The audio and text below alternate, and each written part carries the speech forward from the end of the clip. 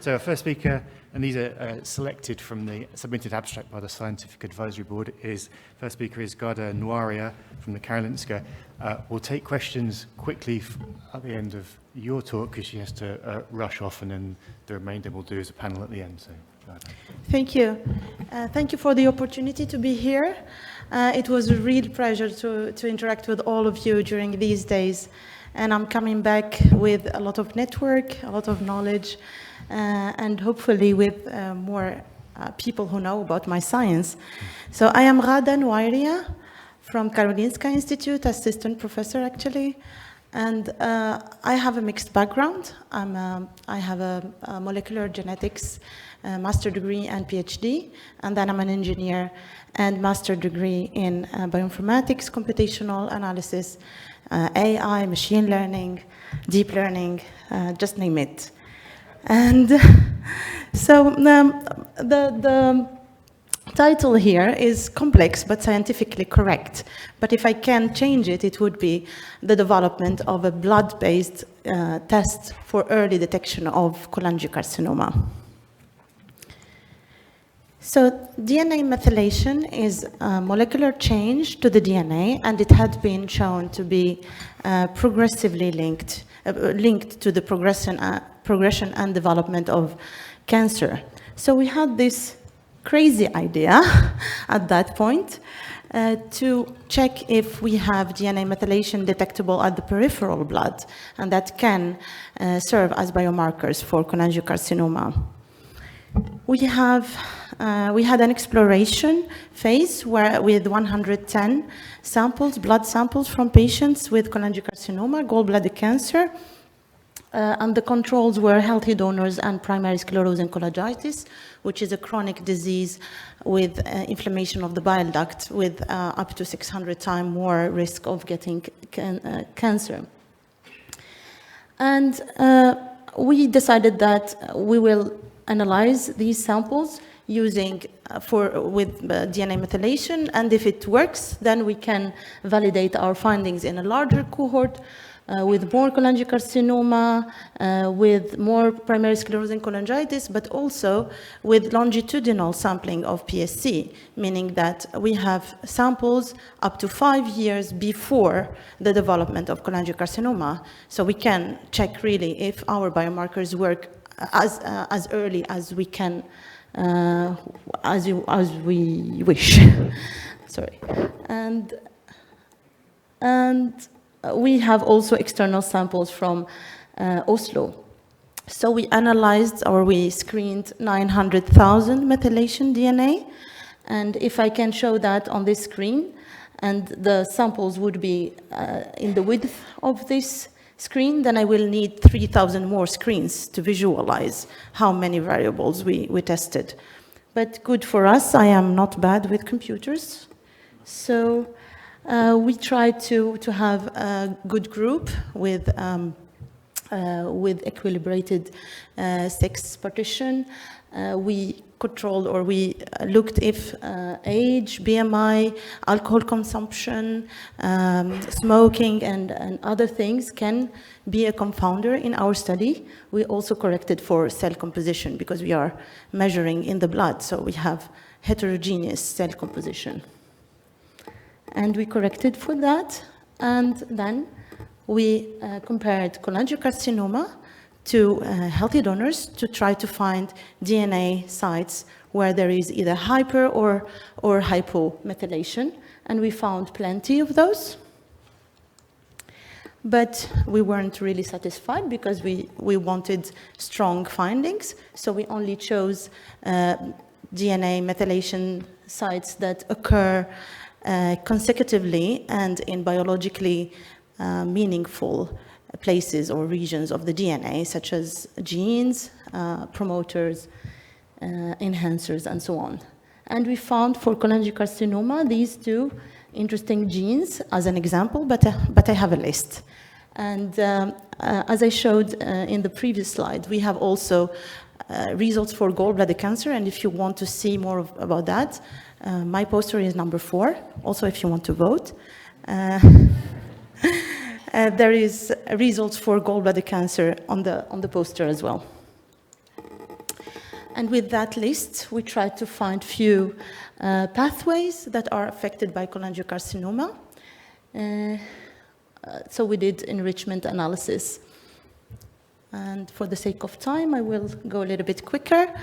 And then our actually first goal is to find a clinical application for this. So we want to find a restrict number of biomarkers that can serve to find cholangiocarcinoma early. And we did that using DMR, which are the differentially methylated regions. So again, places in the DNA that are meaningful, but also using machine learning methods. If you are curious, it's regularization method and recurrent feature elimination. And we could achieve high accuracy of prediction of cholangiocarcinoma in those cases. So the next step then is the validation stage. So all of the results that I have shown are actually from the exploration only. Now what is left to be done is to validate all the findings in a cohort of another 280 samples. And if this is validated, then it is ready to be translated into the clinics, hopefully. So I actually wanted to thank all of the amazing people that are behind this work. You can imagine we are many, and I purposefully left a little bit of time to say something more. So actually this work had been going on for 3 years. We have found amazing results, and we were happy, and we have the samples for the validation, and we were ready to do that. But unfortunately, every time I applied for a grant, I didn't get a grant. And we ranked very well for, they give you kind of an appreciation for the idea, for the feasibility of the project, for the originality, and we ranked very well for that. Except that they always say that it doesn't have a lot of impact, this is a rare disease, and then either they don't grant you or they give you a little bit of money. Until the 23rd of March, last March, I was actually ready to just give up this baby. But on the 23rd of March, 3 a.m. in the morning, I got an email from the USA, it was daytime there, from the Cholangiocarcinoma Foundation, and they decided to award us the fellowship and the next day I was in the lab and I was preparing the samples, and I already shipped them for analysis. So hopefully next time when we meet, either in the US or here, I will present the results from the validation phase. And with that, I thank you so much.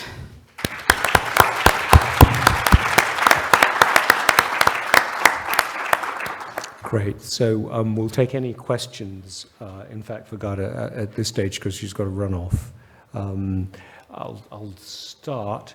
The PSC versus non-PSC thing. How does that look? Does it look the way it should do? There's a lot of stuff out there saying that PSC, these are mostly inflammatory proteins that come up. Is that dramatically different? Yeah, it actually looks exactly as you expected. So it's like there are specific DNA methylation sites for PSC, and then specific for cholangiocarcinoma, and some intersection in between.